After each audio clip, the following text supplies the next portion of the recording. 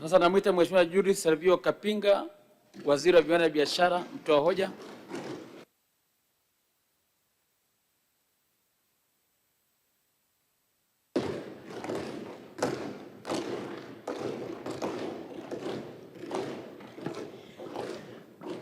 Asante sana Mheshimiwa Naibu Spika. Mheshimiwa Naibu Spika, awali ya yote naomba uniruhusu nianze kwa kumshukuru Mwenyezi Mungu kwa kutujalia kuwepo hapa siku ya leo. Lakini kipekee na kwa unyenyekevu mkubwa naomba uniruhusu nimshukuru sana Mheshimiwa Rais wa Jamhuri ya Muungano wa Tanzania, Daktari Samia Suluhu Hassan. Mheshimiwa Naibu Spika, ukiangalia mwelekeo wa bajeti yetu ya viwanda na biashara kwa miaka mitatu nyuma, huwezi kuacha kumshukuru Mheshimiwa Rais kwa namna ambavyo anaipendelea sekta yetu. Mheshimiwa Naibu Spika, naomba pia uniruhusu nimshukuru sana Mheshimiwa Waziri Mkuu Daktari Mwigulu Lameck Nchemba.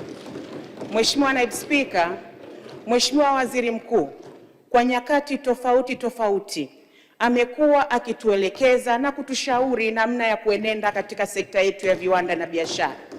Nyie ni mashahidi, mlimsikia katika swala la Lumbesa, lakini pia mlimsikia katika masuala ya stakabadhi za ghala na namna ya kuboresha mazingira ya biashara.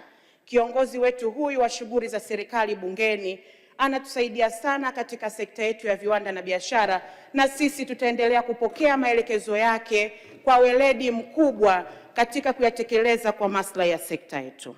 Mheshimiwa Naibu Spika, naomba uniruhusu nimshukuru sana Mheshimiwa Spika, wewe Mheshimiwa Naibu Spika, wenye viti wa Bunge, lakini vile vile wajumbe wa kamati yetu ya viwanda na biashara, kilimo na mifugo, wakiongozwa na mwenyekiti kaka yangu Mwanyika pamoja na makamu mwenyekiti ndugu yangu Mariam Ditopile.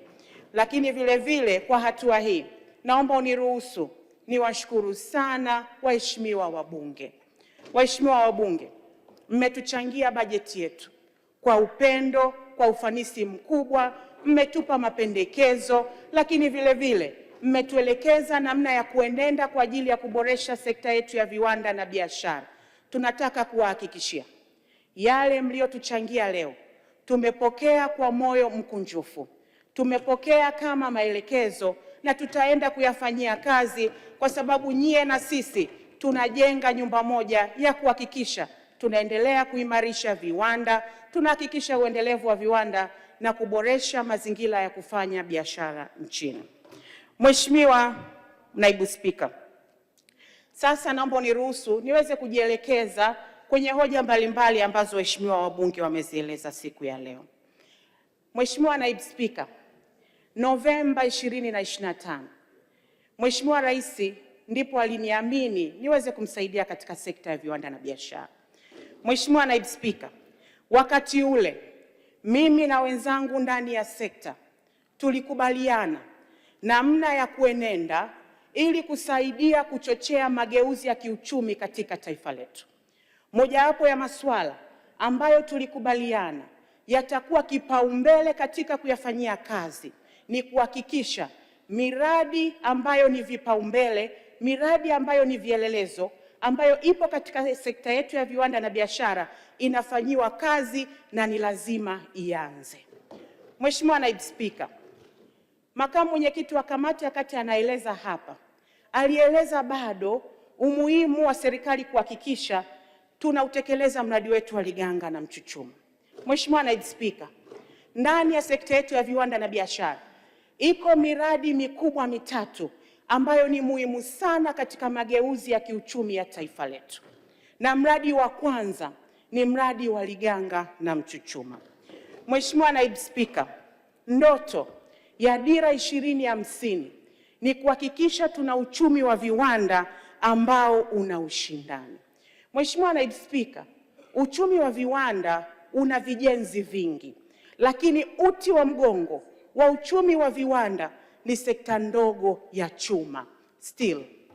Mheshimiwa Naibu Spika, viwanda vyenye mitaji mikubwa yaani capital intensive industries, ambavyo ndivyo kote duniani vinachangia kwa kiasi kikubwa mageuzi ya kiuchumi, vinategemea uimara katika chuma.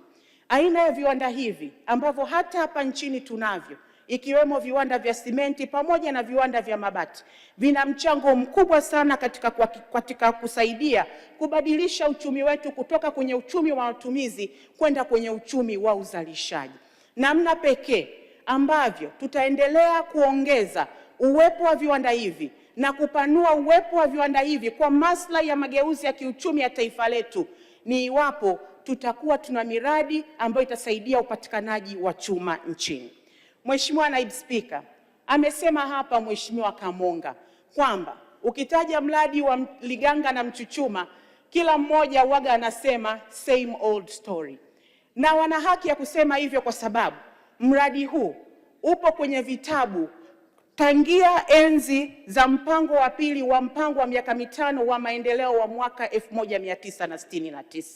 Lakini miaka 57 baadaye, Mheshimiwa Naibu Spika, sintofahamu ya kuanza kwa mradi wa Mganga na Mchuchuma inafutwa na serikali ya awamu ya 6 inayoongozwa na Daktari Samia Suluhu Hassan. Mheshimiwa Naibu Spika, mradi huu majadiliano yamekamilika na yamekamilika kulingana na taratibu za kisheria ambazo zinatuongoza ndani ya nchi yetu. Masuala yote ya muhimu ikiwemo mrabaha, ikiwemo uongezaji wa thamani kwa madini ambayo yanapatikana pale katika mradi wetu wa Liganga na Mchuchuma, yote yamewekwa kwa mujibu wa taratibu na sheria zetu za nchi. Mheshimiwa Naibu Spika, chuma cha Liganga kina composition ya madini mengi, lakini madini matatu ndiyo yana composition ya juu kidogo. Chuma kuna composition ya 51.25, lakini vile vile madini ya vanadium kuna composition ya 0.49 na madini ya titanium yana composition ya 13.38. Kwa mantiki hiyo, kwa hatua hii ya awali tumefanya modeli za kifedha, yani joint financial model, ambazo zinatuonyesha mafanikio ya mradi huu kwa miaka 25 ijayo. Mheshimiwa Naibu Spika, ukiangalia takwimu zetu za miaka mitatu nyuma ambayo tumekuwa tukiagiza chuma, mwaka 23 tumeagiza tani milioni 1.175 za chuma zenye thamani ya trilioni 3. Mwaka unaofuata wa 2024 tumeagiza tani milioni 1.41 zenye thamani ya trilioni 3.73. Lakini mwaka ulioisha Disemba 2025 tumeagiza tani milioni 1.82 zenye thamani ya takriban trilioni 3.9. Wote tunakubaliana uwepo wa mradi wa Liganga na Mchuchuma utakapoanza utatuletea mageuzi makubwa ya kiuchumi. Mheshimiwa Naibu Spika, linalotupa faraja, modeli zetu za kifedha zinatuambia kwenye kiwanda cha chuma tutaweza kuzalisha takribani tani milioni 2.9 za chuma kwa mwaka, lakini vile vile bidhaa za chuma takriban tani milioni 1 kwa mwaka. Mheshimiwa Naibu Spika, tunazungumzia uchumi wa trilioni 1 itakapofika 2025. Joint financial model zetu zinatuambia tukitekeleza mradi huu kwa kadri ambavyo tumeupanga, basi mapato yetu yatafika trilioni 1.9 ndani ya miaka 25 ijayo. Kwa hiyo, Mheshimiwa Naibu Spika, ambacho nataka kuwapa moyo waheshimiwa wabunge na Watanzania kwa ujumla, zimepita awamu nyingi ambapo stori za Liganga zilikuwa nyingi, lakini kwa awamu hii ya 6 Liganga haitakuwa stori tena. Tunaenda kuanza utekelezaji, tunamalizia feasibility study ili kuweza kuanza hatua za utekelezaji wa mradi huu. Mheshimiwa Naibu Spika, yote haya yamefanyika kutokana na msingi mzuri ambao ameuweka Daktari Samia Suluhu Hassan. Mheshimiwa Naibu Spika, Novemba 2024 Mheshimiwa Rais alifanya ziara kwenda China, na pale ndio ulikuwa msingi wa mafanikio ya mradi wa Liganga, na sisi ndani ya sekta tunamshukuru sana Mheshimiwa Rais kwa kuifanikisha kazi na kuturahisishia utekelezaji wa majadiliano ambayo yamekamilika. Mheshimiwa Naibu Spika, pamoja na Liganga na Mchuchuma, mradi mwingine muhimu kwa mageuzi ya uchumi ya taifa letu ni mradi wa Maganga Matitu. Mheshimiwa Naibu Spika, mradi wa Maganga Matitu unahusisha uzalishaji wa chuma ghafi. Mradi huu utakapoanza uchimbaji kuanzia mwaka ujao wa fedha, tutakuwa tuna uwezo wa kuchimba chuma tani milioni 1 kwa mwaka, lakini vile vile tutakuwa tuna uwezo wa kuzalisha chuma ghafi tani 300,000 kwa mwaka. Waheshimiwa wabunge, chuma ghafi ni raw materials kwenye viwanda vyetu ambavyo vinatumia chuma chakavu. Kwa hiyo kuanzia mradi huu utakapoanza kuanzia mwaka ujao wa fedha, sasa hivi tayari mkandarasi yuko site, tutakuwa sasa tuna chuma ghafi kwa ajili ya kusaidia viwanda vyetu ambavyo sasa hivi wanategemea chuma chakavu kwa ajili ya viwanda vyao. Kwa hiyo tunamshukuru sana Mheshimiwa Rais kwa kuendelea kutupa maelekezo ambayo yametusaidia sasa kuanza utekelezaji wa mradi wa Maganga Matitu ambao tunategemea kuanzia mwaka ujao wa fedha tutaanza uchimbaji. Mradi mwingine wa tatu ambao ni muhimu sana kwa mageuzi ya uchumi wa taifa letu ni mradi wa Engaruka. Mheshimiwa Naibu Spika, mradi huu unahusisha uchimbaji wa soda ash na upo kule Arusha kwenye jimbo la Monduli. Mheshimiwa Naibu Spika, mradi kwa sasa hivi tunaagiza kutoka nje soda ash kwa mwaka tunatumia dola za Kimarekani milioni 121 na matumizi yetu ya ndani ni takriban tani 600,000 kwa mwaka. Tutakapoanza utekelezaji wa mradi huu tutakuwa tuna uwezo wa kujitosheleza sisi wenyewe kwa ndani.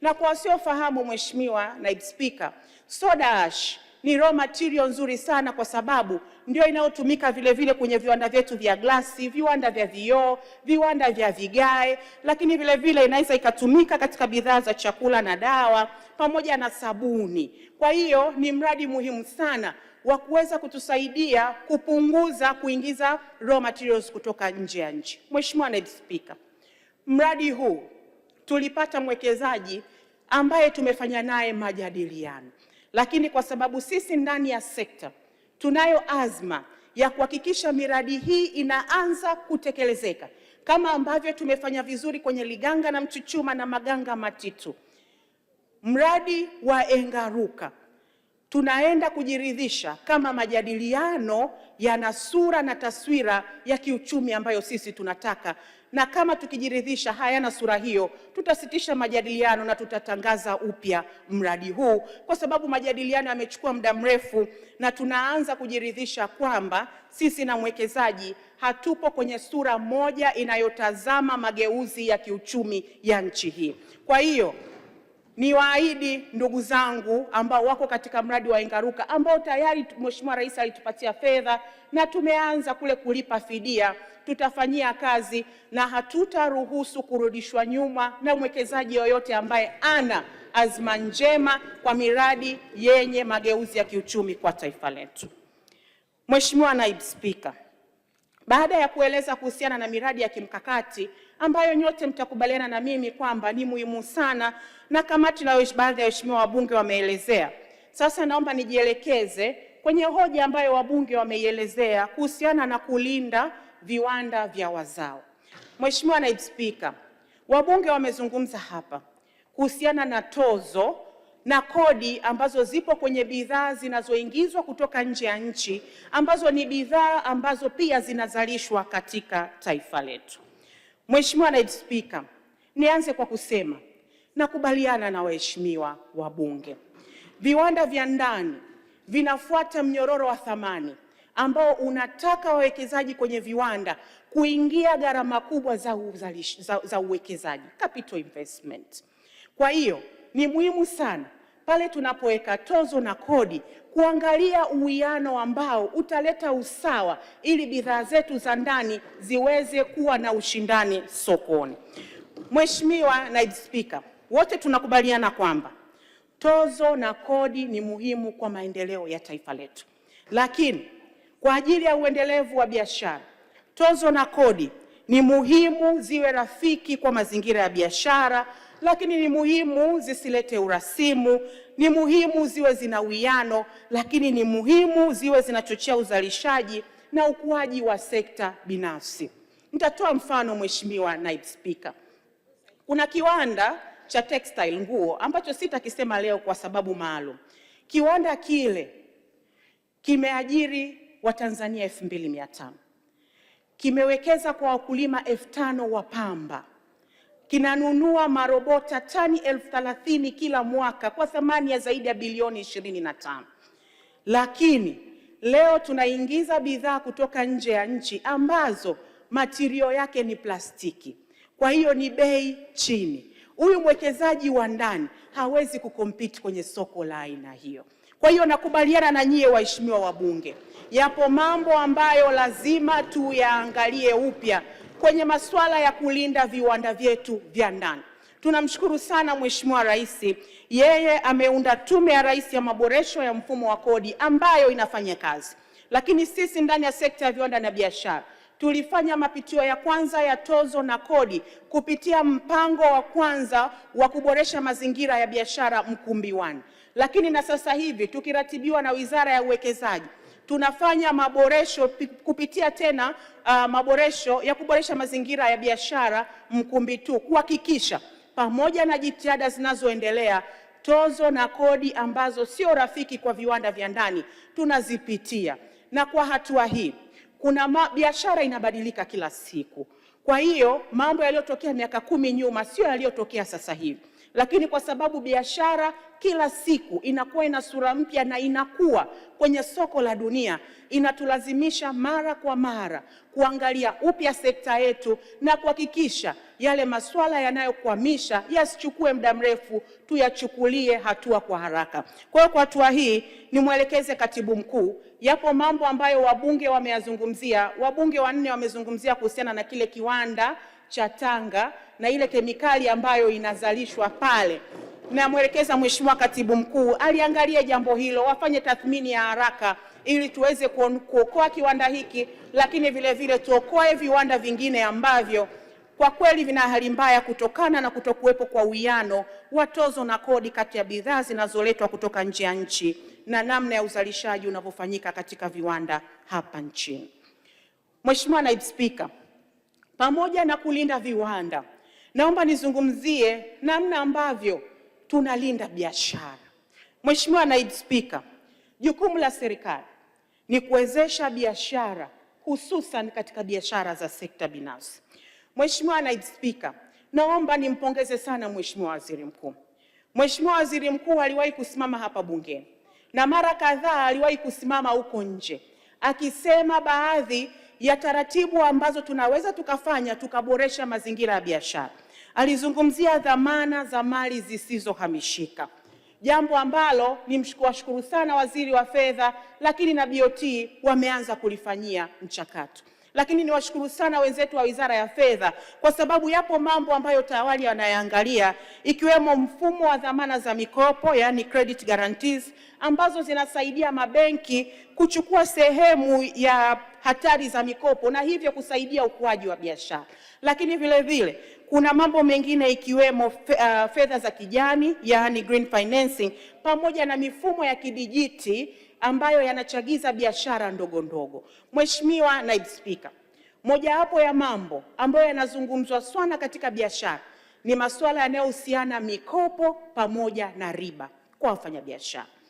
Mheshimiwa Naibu Spika, pamoja na kwamba riba zetu zimekuwa zikishuka taratibu, kwa sababu ukiangalia kwa mwaka tu uliopita zimetoka kutoka 15.50 mpaka 15.11. Yapo maeneo ambayo bado tunafanya vizuri, ikiwemo mikopo kwa sekta binafsi, kwa sababu takwimu zinatuonyesha imeongezeka kwa 23.5 na sasa tunazungumzia takriban trilioni 44.6, ambacho tunataka kuambia jumuiya ya wafanyabiashara, serikali ipo makini kuhakikisha tunawezesha viwanda, lakini tunawezesha uendelevu wa biashara. Mheshimiwa Naibu Spika, katika hili Mheshimiwa Margaret mdogo wangu alizungumza swala la biashara za kidijitali. Mheshimiwa Naibu Spika, ninakubaliana na yeye kwa 100%. Mfumo wa biashara unavyoenda duniani kwa sasa umebadilika.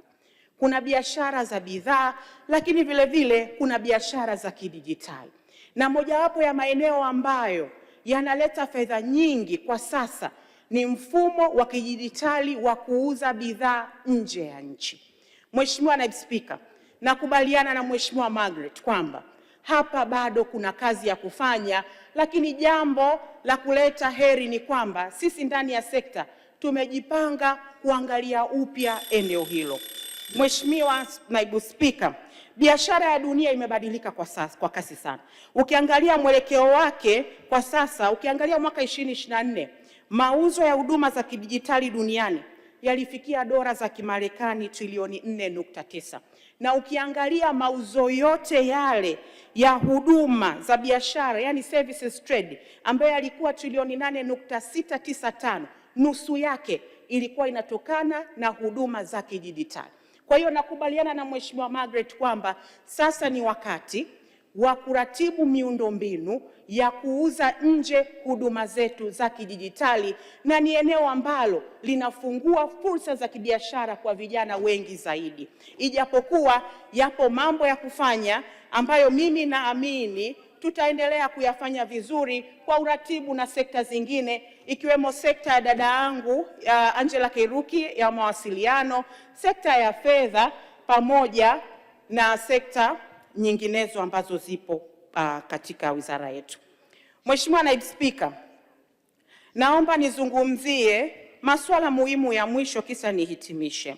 La kwanza kuhusu kulinda biashara za Watanzania. Mheshimiwa Naibu Spika, tunamshukuru sana Mheshimiwa Rais. Ni yeye ambapo Julai mwaka jana alisababisha kuwepo kwa katazo ambalo linataka baadhi ya biashara zifanywe na wazawa. Mheshimiwa Naibu Spika, kutokana na katazo lile, sisi ndani ya sekta tumesimamia kwa nguvu kubwa sana. Tumehakikisha leseni 900 ambazo zinafanyika biashara ambazo zinatakiwa kufanywa na wazawa tumezuzuia kupitia BRELA. Changamoto kubwa ambayo ipo kwenye eneo hili ni wafanyabiashara baadhi kuzunguka mlango wa nyuma. Kariakoo tumepambana zaidi ya 95% tumedhibiti. Changamoto iliyokuwepo ni kwamba wageni wanaomba leseni kwa majina ya wazawa na wamehamisha biashara kwenda kwenye magodauni.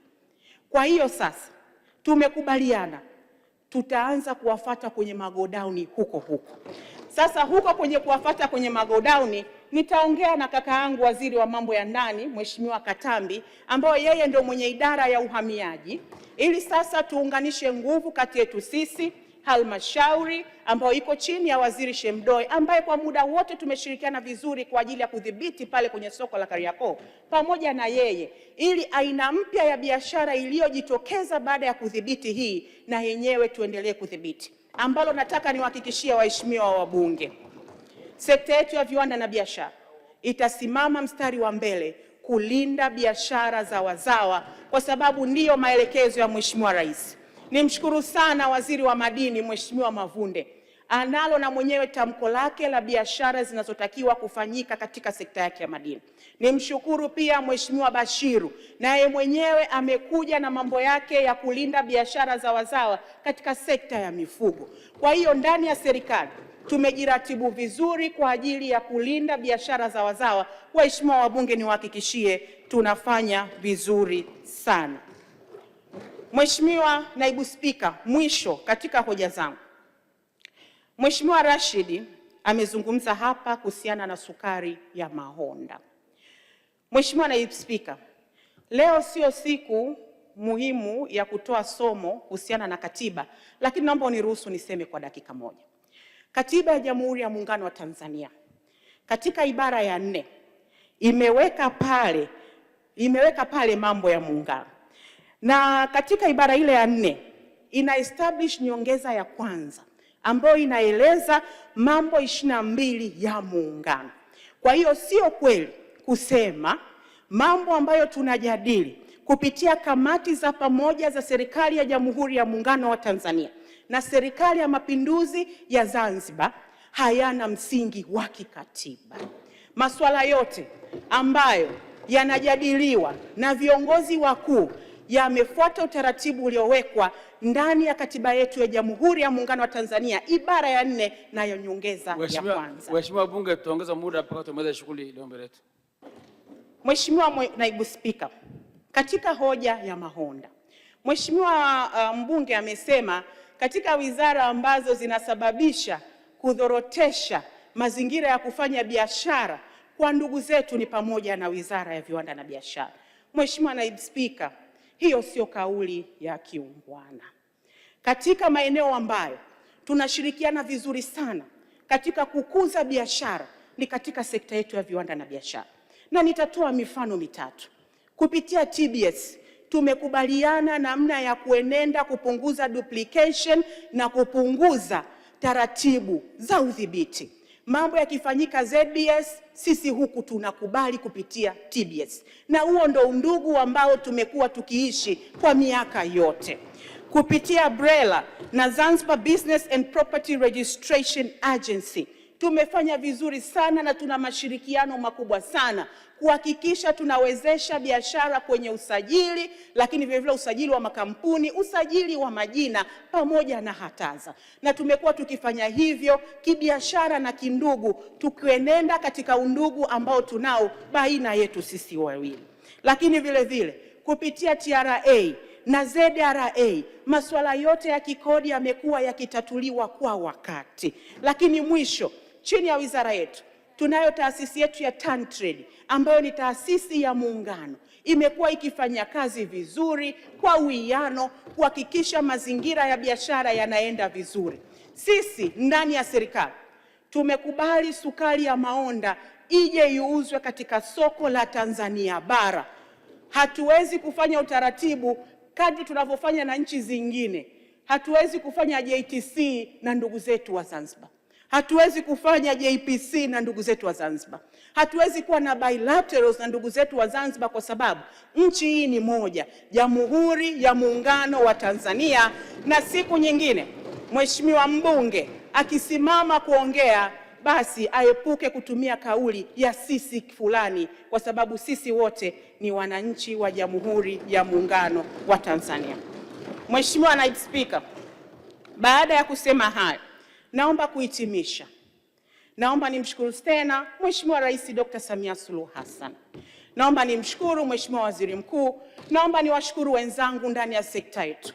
Nimshukuru sana Mheshimiwa Naibu Spika, Mheshimiwa Dennis Londo, mbunge wa Mikumi. Na niwaambie wananchi wa Mikumi, wanaye mbunge bora na imara sana, waendelee kumuunga mkono. Nimshukuru katibu mkuu wetu Balozi Waziri Rajabu kwa namna ambavyo tunashirikiana katika wizara. Nimshukuru naibu katibu mkuu.